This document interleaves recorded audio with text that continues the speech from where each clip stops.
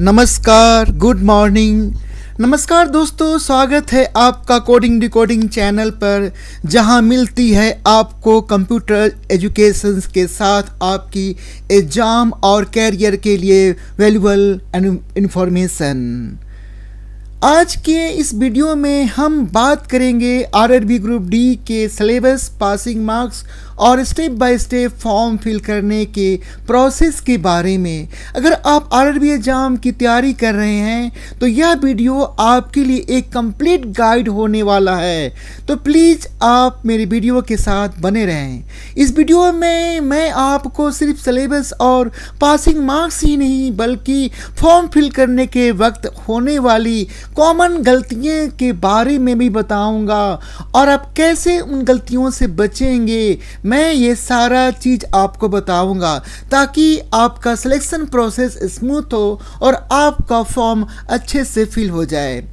तो दोस्तों, वीडियो के एंड तक ज़रूर देखिए और अगर आपको यह कंटेंट हेल्पफुल लगता हो तो चैनल को सब्सक्राइब करिए ना भूले और वीडियो को लाइक ज़रूर करिए। तो चलिए मैं आरआरबी ग्रुप डी रिक्रूटमेंट ने 2025 मोड ऑफ सिलेक्शंस एग्ज़ाम के बारे में पहले बताता हूँ। देखिए, आप लोग जो फॉर्म फिलअप करेंगे उस वेबसाइट्स का मैंने आज यहाँ पर टॉप साइट्स में लिख रखा है, इंडियन रेलवे government.in करके। मैं अभी आपको इस साइट्स को खोल के दिखाऊंगा, तो आप ध्यान से देखते रहिएगा। मैं गूगल में जाता हूँ, आप देखिए मैं गूगल को ओपन करता हूँ और हम यहाँ पर जो ये साइट्स है उसके एड्रेस को टाइप करता हूँ। देखिएगा मैं खोल रहा हूँ, क्योंकि आप जब फॉर्म भरने जाएंगे तो आपको ये साइट पता होना चाहिए कि हम किस साइट्स को ओपन करेंगे और कैसे फॉर्म फिलअप करेंगे। तो देखिए मैं स्टार्टिंग से आपको बता रहा हूँ। ये जो आपके साइट है https://indianrailway.gov.in, इस साइट्स को ओपन करके ही आप आरआरबी ग्रुप डी के वैकेंसी फॉर्म को फिलअप कर सकते हैं। मैंने इस साइट्स को ही क्लिक करके गूगल में अभी मैंने ओपन किया है और ये आपके होम पेज आ जाएंगे। होम पेज में आप रिक्रूटमेंट लिखा होगा, देखिए रिक्रूटमेंट लिखा होगा। मैं आपको फिर से बोल रहा हूँ, देखिए मैं फिर प्रोसेस को खोल रहा हूँ। ये आपका साइट्स का नाम है indianrailway.gov.in। इस साइट्स के अंदर ही आप आरआरबी ग्रुप डी का जो वैकेंसी आया है आप फॉर्म भरेंगे। आप किसी और साइट्स को ओपन नहीं करेंगे। देखिए मैं कैसे कर रहा हूँ, मैं स्टार्टिंग से कर रहा हूँ। मैं देखो गूगल को ओपन किया, गूगल क्रोम को ओपन किया। आपको देखिए मैं बिल्कुल स्टार्टिंग से दिखा रहा हूँ। ये देखिए गूगल है, मैंने यहाँ पर जो हमारा साइट है उस साइट को मैं कॉपी कर रहा हूँ। ये देखिए साइट यहाँ पर आपको दिखाई पड़ रहे होंगे, https://indianrailway.gov.in। मैंने इसे क्लिक किया तो क्लिक करने पर ये आपके होम पेज आएंगे, इंडियन रेलवे लिखा हुआ। ऊपर में आपका मिनिस्ट्री ऑफ रेलवे का मेनू बार है, दूसरा मेनू बार आपका भारत गौरव ट्रेन्स का है, जनरल रेलवेज का है, पैसेंजर सर्विस का है, फिर आपका फ्लाइट सर्विस का है। आगे बढ़ते जाएंगे, हेरिटेज के बाद आपका रिक्रूटमेंट का है। देखिए ये जो हमारा आइकॉन बना हुआ है उसके सामने स्वच्छ भारत है और स्वच्छ भारत के सामने बगल में जो रिक्रूटमेंट का जो आपका मेनू बार है उसे आप क्लिक करेंगे। जब मेनू बार को क्लिक करेंगे, मैं फिर से बोल रहा हूँ, इंडियन रेलवे साइट्स का आप क्लिक करेंगे तो उसमें रिक्रूटमेंट के जो मेनू बार होंगे उसको जब क्लिक करेंगे तो यहाँ पर आपको नेम ऑफ आरआरबीएस के तरह से नाम आएंगे। अहमदाबाद सबसे ऊपर है, अजमेर है, इलाहाबाद है, बेंगलोर है, भोपाल है, भुवनेश्वर है, बिलासपुर है, चंडीगढ़ है, चेन्नई है, गोरखपुर है, गुवाहाटी है, जम्मू, कोलकाता, मालदा, मुंबई, मुजफ्फरपुर, पटना, रांची, सिकंदराबाद, सिलीगुड़ी और त्रिवेंद्रम। ये आपके आरआरबीज हैं जहां से वैकेंसी निकली है। अगर आप अहमदाबाद का भरना चाहते हैं तो आप अहमदाबाद को क्लिक करेंगे तो वो आपके खुल जाएंगे। तो इस तरह से आपके ये सारे आप कैसे फॉर्म भरेंगे तो मैंने आपको बता दिया।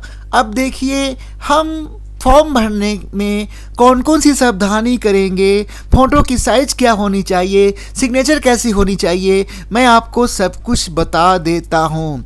तो देखिए मेरे चैनल में बने रहिए। मैं आज आपको सुनने में तो काफ़ी छोटे इन्फॉर्मेशन लग रहे होंगे, लेकिन काफ़ी आपके लिए बहुत बड़ी इन्फॉर्मेशन दे रहा हूँ। जब आप साइट को खोलेंगे तो उसके पहले आपके पास कलरफुल फ़ोटो होना चाहिए जो 2 महीने से ज़्यादा पुराना नहीं होनी चाहिए। और फ़ोटो जो होगा वो आपका ये कैप पहनकर और कलरफुल चश्मा पहनकर फ़ोटो आप नहीं खिंचाएंगे। जो भी फ़ोटो खिंचाया होगा वो आपका बिना कैप का होगा, बिना कलरफुल चश्मा का होगा और आपका फेस साफ साफ दिखाई देनी चाहिए। ये बातों को आप ध्यान रखेंगे। अगर आपका फ़ोटो साफ नहीं होगा, अगर आपने टोपी पहनकर कलरफुल चश्मा लाकर फ़ोटो खिंचाया है और उस फ़ोटो को अगर आप अपलोड करेंगे तो वो आपका फॉर्म रिजेक्ट हो सकता है। मैं आपको दिखाना चाहता हूँ कि RRBS ग्रुप डी में किस तरह का फ़ोटो होना चाहिए, ये आपको मैं दिखा रहा हूँ।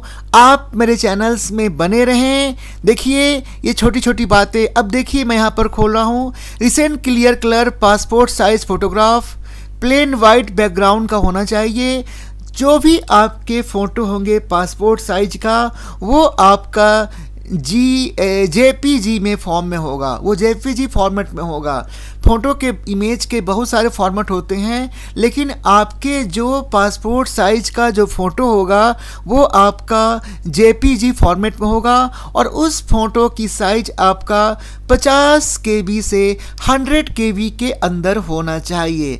अगर वो 50 KB से कम है और 100 KB से ज़्यादा है तो वो आपका पासपोर्ट साइज का इमेज वो आपके फॉर्म में नहीं फिलअप होगा, वो नहीं आप भर पाएंगे।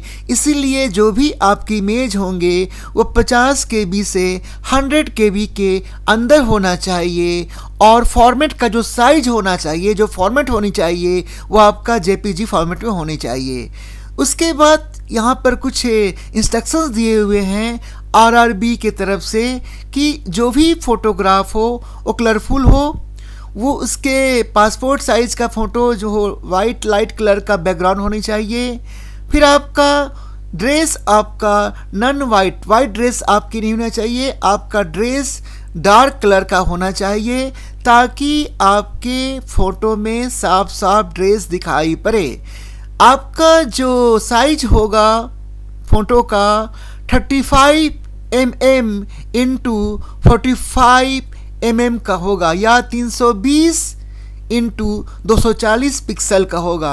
मैं आपसे फिर से बोल रहा हूँ, देखिए मैं यहाँ इसको कलरफुल कर दे रहा हूँ रेड कलर से ताकि आपको दिखाई पड़े कि फ़ोटो का साइज किस तरह का होना चाहिए और कैसा होना चाहिए। मैं इसको लार्ज कर दे रहा हूँ, सब लोग ध्यान से देखिएगा। आपके फ़ोटो के जो साइज होंगे वो आपका 35 mm इंटू 45 mm का होना चाहिए और जो फ़ोटो का जो पिक्सल होनी चाहिए वो 320 इंटू 240 पिक्सल होनी चाहिए, जो आप फ़ोटो ग्रुप RRBD में आप अपलोड करेंगे, जो डालेंगे। और देखिए लिख रहा है it should be JPG format. जो हमारे इमेज या पिक्चर होते हैं उसके अलग अलग फॉर्मेट होते हैं, लेकिन आप ध्यान रखेंगे जो भी आपके पासपोर्ट साइज के फ़ोटो होंगे वो आपका JPEG फॉर्मेट में होंगे। उसकी रिलेशन जो होंगे वो 100 DPI का होगा और जो साइज होगा वो 50-100 KB में होगा। और ये फ़ोटो 2 महीने से अधिक पुराना नहीं होनी चाहिए। फ़ोटो आपके पुरानी नहीं होनी चाहिए, नई होनी चाहिए। और फ़ोटो में कम से कम 50% आपका एरिया कवर होनी चाहिए। जो आपका शरीर देखने में बने। फेस की कवरिंग कितनी होनी चाहिए? 50% का, यानी कि जो आपका चेहरा है वो 50% फोटो में साफ साफ दिखाई देनी चाहिए। ये सुनने में बहुत छोटी सी बातें हैं, लेकिन जब आप फॉर्म भर रहे हैं तो कभी कभी ऐसा होता है कि आपको ये बेसिक चीज़ें नहीं पता होती है, जिससे आपके फॉर्म रिजेक्ट हो जाते हैं। तो ये बातों को ध्यान से देखेंगे। 50% आपके पासपोर्ट साइज में आपका फेस होना चाहिए क्लियर। तो ये आपकी बातें हो गई। अब आगे आ जाइए। जो भी आपका एप्लीकेंट जो भी सिग्नेचर करेंगे वो ब्लैक इंक पेन ओनली करेंगे, यानी जो भी आप लोग कैंडिडेट जो आप भी सिग्नेचर डालेंगे वो पेन कैसा होगा, किस कलर का होगा? ब्लैक इंक का होगा। ब्लैक बॉल पेन भी हो सकते हैं, लेकिन वो सिग्नेचर होनी चाहिए, ब्लॉक लेटर में नहीं होनी चाहिए। जैसे आप साइन करते हैं ना, उस तरह से साइन होनी चाहिए। किस कलर में? ब्लैक कलर में किसी पेपर पर साइन किया हुआ हो, और उस सिग्नेचर को आप स्कैन करेंगे। सिग्नेचर की कलर ब्लैक होनी चाहिए, रनिंग लेटर में होनी चाहिए, यानी आप जैसे लिखते हैं उस लेटर में होनी चाहिए। कैपिटल लेटर में कभी सिग्नेचर एक्सेप्ट नहीं होता है। तो RRB डी ग्रुप के एग्ज़ाम में फॉर्म भरते समय कभी भी सिग्नेचर कैपिटल लेटर में बड़े अक्षरों में नहीं लिखेंगे। फिर आपका बोल रहा है कि जो भी आपका सिग्नेचर होंगे वो भी आपका, जैसे आपका फ़ोटो JPEG फॉर्मेट में था तो सिग्नेचर भी आपका JPEG फॉर्मेट में होगा, और उसके जो रिलेशन होंगे सिग्नेचर का वो भी आपका 100 DPI का होगा। 100 DPI का आपका पासपोर्ट साइज़ का फ़ोटो भी होगा, और 100 DPI का जो आप सिग्नेचर करेंगे वो भी आपका 100 DPI का होना चाहिए। लेकिन सिग्नेचर का जो डायमेंशन होगा 50 mm इंटू 20 mm का होनी चाहिए। मैं फिर से बोल रहा हूँ, सिग्नेचर की जो डायमेंशन होनी चाहिए वो 50 mm इंटू 20 mm होनी चाहिए। अगर हम पिक्सल की बात करेंगे तो जो आपके सिग्नेचर होंगे, जो आपके साइन होंगे, जो आपके हस्ताक्षर होंगे वो आपका 140 इंटू 60 पिक्सल होनी चाहिए। आप इस बात को ध्यान रखिए। और जो आपके सिग्नेचर होंगे उसकी साइज जो होगी वो आपका 30 KB और 50 KB के बीच में होगा। फिर आपके जो एग्ज़ाम का जो मोड है वो आपके हिंदी में भी होगा, इंग्लिश में भी होगा, और 13 रीजनल इंडियन लैंग्वेज में भी है। असामीज़ में भी है, बंगाली में भी है, गुजराती में भी है, कन्नड़ में भी है, कोंकणी में भी है, जो कोंकणी में होते हैं, मलयालम भी है, मणिपुरी भी है, मराठी भी है, उड़िया है, पंजाबी है, तमिल है, तेलुगु है, उर्दू है। ये आपके हिंदी लैंग्वेज और इंग्लिश लैंग्वेज के अलावा ये रीजनल लैंग्वेज में भी आपके questions paper CBT computer based test आपके होंगे। अब मैं आपको जो इम्पोर्टेंट बातें बता रहा हूँ, ध्यान देखिएगा।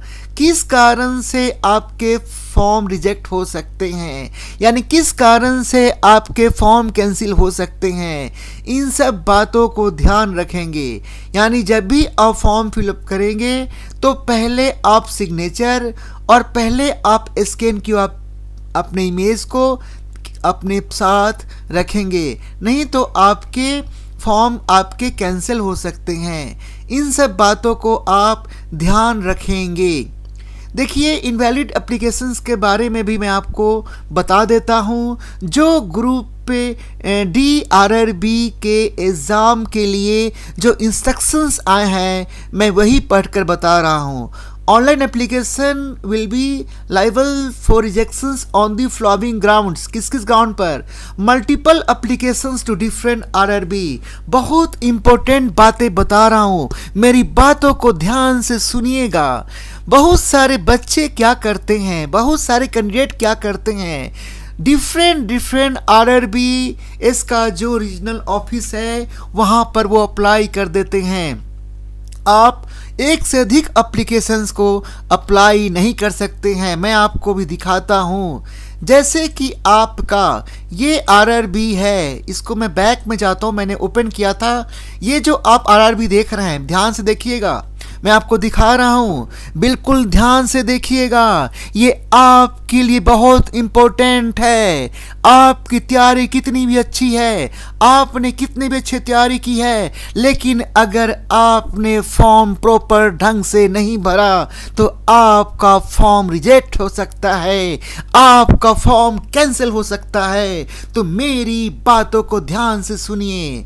जहाँ ये जो नेम ऑफ RRBS दिए हुए हैं, आपने अहमदाबाद में भी भर दिया, अजमेर में भी भर दिया, इलाहाबाद में भी भर दिया और कहीं और भी भर दिया, ये RRB कह रहा है कि आप ऐसा नहीं कर सकते हैं। अगर आप ऐसा करेंगे तो आपका फॉर्म रिजेक्ट हो सकता है, आपका फॉर्म कैंसिल हो सकता है। RRB साफ साफ इंस्ट्रक्शन दे रहा है कि एक से अधिक फॉर्म भरने पर, मल्टीपल एप्लीकेशंस भरने पर RRB उस फॉर्म को, उस एप्लीकेशन फॉर्म को कैंसिल कर देगा। तो प्लीज़ मेरी बातों को ध्यान से सुनिए। जब भी आप फॉर्म भरिए तो ये जो मैं साइट दिखा रहा हूँ, सबसे ऊपर में ये आपका indianrailways.gov.in वेबसाइट से ही आप फॉर्म भरेंगे। जब आप फॉर्म भरेंगे तो आपको ये ध्यान देने पड़ेंगे कि जो भी आपके एक से अधिक RRBA का जो आपके ऑफिस हैं, जो जगह है, जो सेंटर है, आप एक से अधिक फॉर्म नहीं भर सकते हैं। अगर आप ऐसा करेंगे तो आपके फॉर्म को RRB रिजेक्ट कर देगा, क्योंकि ये साफ साफ लिखा हुआ है। एक कैंडिडेट एक ही जगह अप्लाई करेगा, या तो अहमदाबाद करिए, या तो अजमेर करिए, या तो चेन्नई करिए, या तो पटना करिए, या तो आप गोरखपुर करिए। आप एक ही जगह अप्लाई करेंगे, आप मल्टीपल जगह अप्लाई नहीं करेंगे। इस बात को आप ध्यान रखें, नहीं तो आपके फॉर्म क्या होंगे, वो रिजेक्ट हो जाएंगे, कैंसिल हो जाएंगे। इस बात को ध्यान रखिए। अब मैं आपको बताऊंगा कि RRB ग्रुप डी का रिक्रूटमेंट प्रोसेस क्या है, रिक्रूटमेंट कैसे की जाएगी, आपका सिलेक्शन कैसे होगा। ये आपका एग्ज़ाम जो होगा वो कंप्यूटर बेस्ड टेस्ट होगा, उसका नाम दिया गया है CBT। अगर आप CBT टेस्ट पास करते हैं, मैं आपको फिर से बता देता हूँ, अलग अलग कैटेगरी का अलग अलग पासिंग मार्क्स रखा गया है। जैसे जो बच्चे जनरल कैटेगरी के हैं, EWS कैटेगरी के हैं, उनको 100 में से 40% मार्क्स लाना पड़ेगा। मेरी बातों को ध्यान से सुनिए। ये कैटेगरी बनी हुई है, 100 मार्क्स का जो आपका पेपर होगा ना, जनरल कैटेगरी वाले और EWS कैटेगरी वाले को 40% मार्क्स लाने पड़ेंगे। जो पासिंग मार्क्स है 40% मार्क्स है। आप इससे अधिक मार्क्स लाएंगे तो बहुत अच्छा, बहुत बढ़िया, लेकिन अगर आपके 40% से कम मार्क्स हैं जनरल कैटेगरी वाले का, EWS कैटेगरी का, उनका सिलेक्शन बिल्कुल नहीं हो पाएगा। OBC कैटेगरी और नॉन क्रीमी लेयर वाले को 30% मार्क्स लानी है 100 में से पासिंग मार्क्स। अगर 30 से अधिक लाते हैं तो बहुत अच्छा।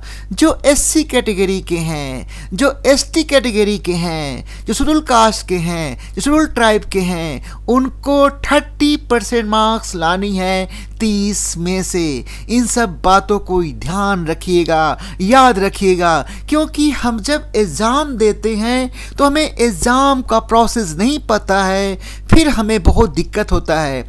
मैं आपको बता देता हूँ, ये जो एग्ज़ाम का जो प्रोसेस है ग्रुप डी RRB का, वो आपके दो तरह का मेन है। पहला है रिटेन एग्जाम, जो कि आपका कंप्यूटर बेस्ड टेस्ट होगा।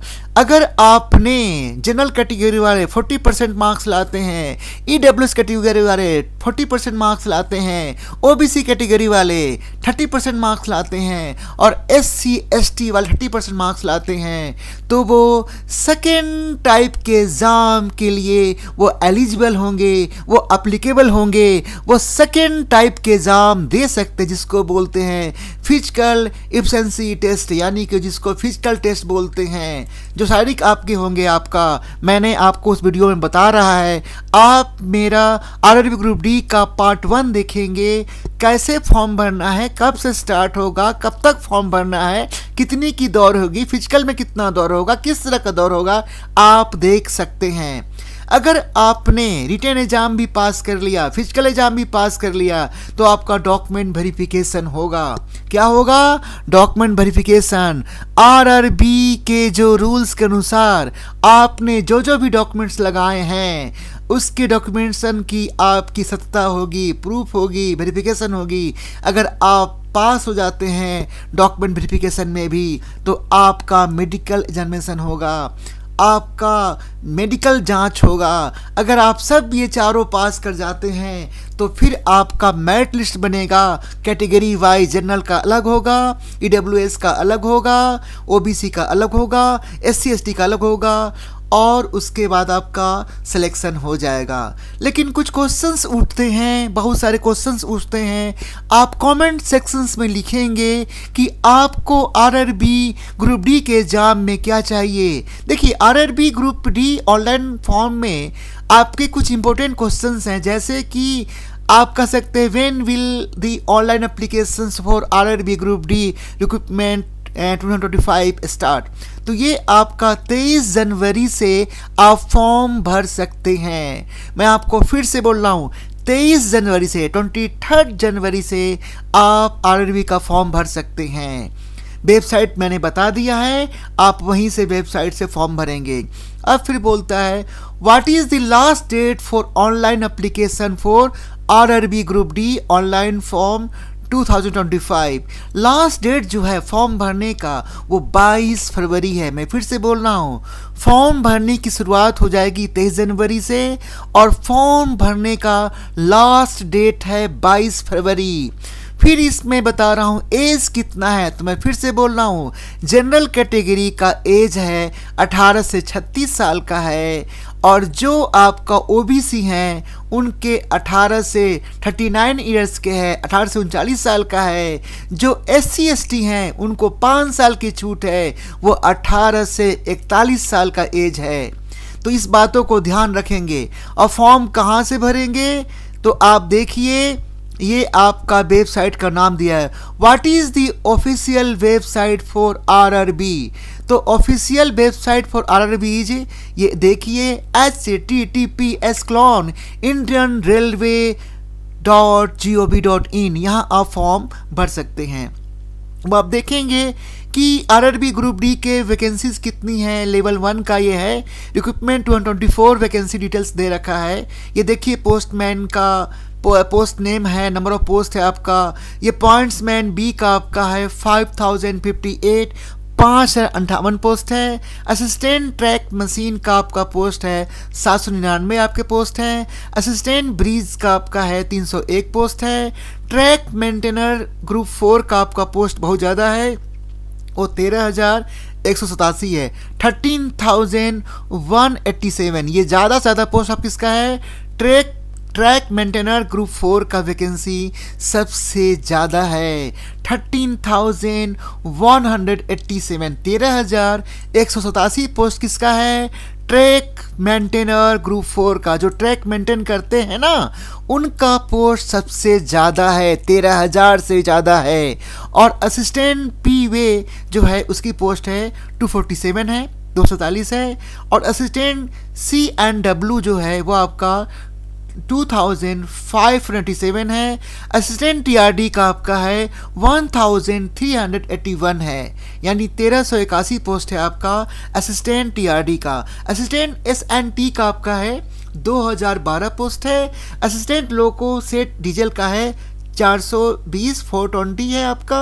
असिस्टेंट लोको सेट इलेक्ट्रिकल का है आपका 950 है, 950 है। असिस्टेंट ऑपरेशंस इलेक्ट्रिकल का है 744 है। असिस्टेंट टीएल एंड एसी का है आपका 1041 है। Assistant TL and AC workshop का है 624।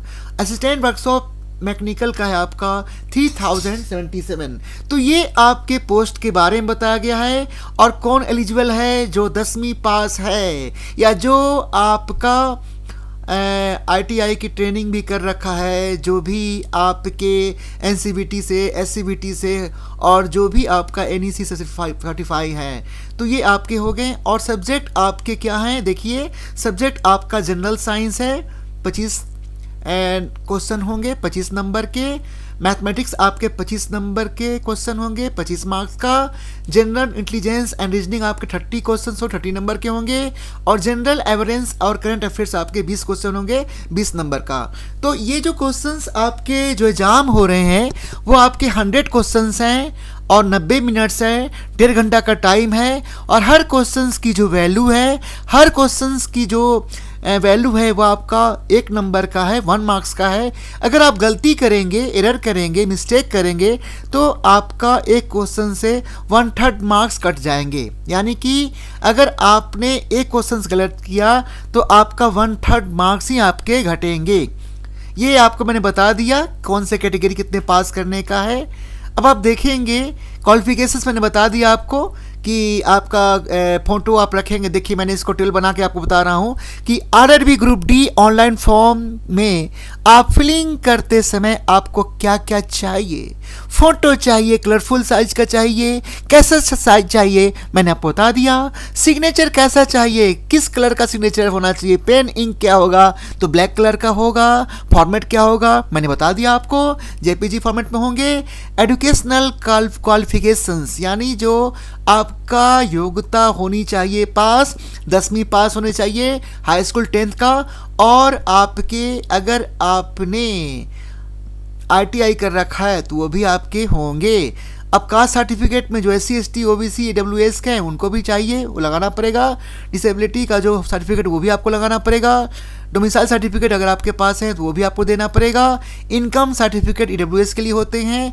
और आपका इम्पोर्टेंट बातें है तो बातें बहुत छोटी सी, ध्यान दीजिएगा। 10th क्लास के बच्चे, बहुत बच्चों के पास अपना ईमेल आईडी नहीं होता है, उनके ईमेल आईडी काम नहीं करते हैं। तो जो बच्चा ग्रुप डी आरआरबी का फॉर्म भरेंगे उनका एक वैलिड ईमेल आईडी होना चाहिए, क्योंकि आपके ईमेल आईडी पर आपके इंफॉर्मेशंस आएंगे, आपके एडमिट कार्ड आएंगे, आपके जितने भी इंफॉर्मेशन आरआरबी प्रोवाइड करेगा वो आपके ईमेल आईडी पर और मोबाइल नंबर पर। तो मोबाइल नंबर आप ऐसा नहीं देंगे कि जो आपका यूज़ नहीं हो रहा है। यानी अगर आप कोई मोबाइल नंबर देते हैं वो मोबाइल नंबर आपका चालू अवस्था में होनी चाहिए, वो मोबाइल आपका बंद नहीं होना चाहिए। आप ऐसा ना मोबाइल नंबर ना देंगे जो कि आपका नॉट रीचेबल शो करे। तो ध्यान देंगे जो भी फॉर्म भर रहे हैं 10th पास वाले बच्चे आरआरबी का, उनका एक ईमेल आईडी होना चाहिए और मोबाइल नंबर भी होना चाहिए। अब आगे आ जाइए, क्या क्या पेपर होंगे, क्या क्या सब्जेक्ट होंगे मैं आपको बता रहा हूँ। मैथ का पेपर होगा, गणित होगा, तो गणित में क्या क्या होगा, भिन्न क्षेत्र में 30 संख्या प्रणाली, गति समय और दूरी, एलसीएम, SCF, ज्यामिति, ज्योमेट्री जो होते हैं, समय और कार्य, दशमलव वाली मैथ होगी, प्राथमिक बीजगणित हो गया, अलजेब्रा वाली, साधारण और चक्रवृद्धि ब्याज हो गया, सिंपल इंटरेस्ट और कंपाउंड इंटरेस्ट हो गया, प्रॉफिट एंड लॉस, लाभ और हानि जो होता है मैथ में जो बच्चे पढ़ते हैं, ट्रिग्नोमेट्री, त्रिकोणमिति हो गया, स्टैटिक्स हो गया, सांख्यिकी होगी, अनुपात रेशियो वाला हो गया, परसेंट निकालने वाला। अब उसके बाद सेकेंड जो सब्जेक्ट है वो है समान बुद्धि एवं तर्क। उसमें क्या है, जमलिंग हो गया, डेटा प्राप्त हो गया, निर्णय लेना हो गया, उपमा, ये सारे चीज़ें आपके एग्जाम में आएंगे। फिर आपका क्या है, जनरल अवेयरनेस में क्या क्या है ये देखिए, ये सारा चीज़ मैं आपको प्रोवाइड कर दूंगा। आप मेरे चैनल को सब्सक्राइब कर लीजिए और बेल आइकन दबा दीजिए ताकि आपके आरआरबी में जो भी चेंजिंग होती रहेगी, जो भी इंफॉर्मेशन होते रहेंगे, मैं कोडिंग और डिकोडिंग चैनल के माध्यम से आपको मैं इन्फॉर्मेशन देता रहूँगा। तो प्लीज़ मेरे चैनल को सब्सक्राइब कर लीजिए। यही मैं आपको फिर से अगेन बता रहा हूँ, ये आपके 4 है।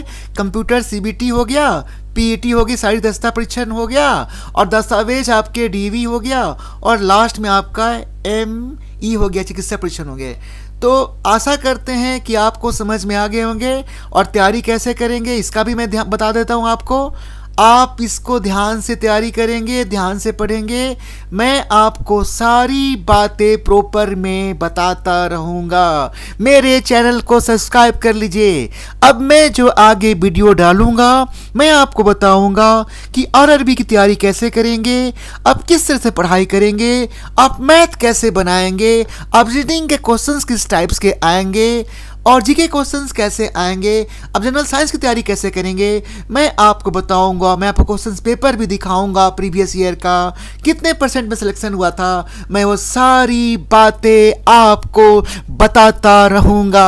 आप मेरे चैनल को सब्सक्राइब कर लीजिए। मैं अपने चैनल कोडिंग डिकोडिंग के माध्यम से जो भी वैकेंसी आएगी उसके बारे में बताता रहूंगा, और RRB के मिशन कैसे सक्सेस होगा मैं आपको बताऊंगा। हर सब्जेक्ट के बारे में बताऊंगा, क्वेश्चन किस टाइप्स के आते हैं वो भी बताऊंगा, क्वेश्चंस का आंसर कैसे करेंगे मैं भी बताऊंगा। तो थैंक्स अ लॉट, मेरे चैनल को सब्सक्राइब कर लीजिए।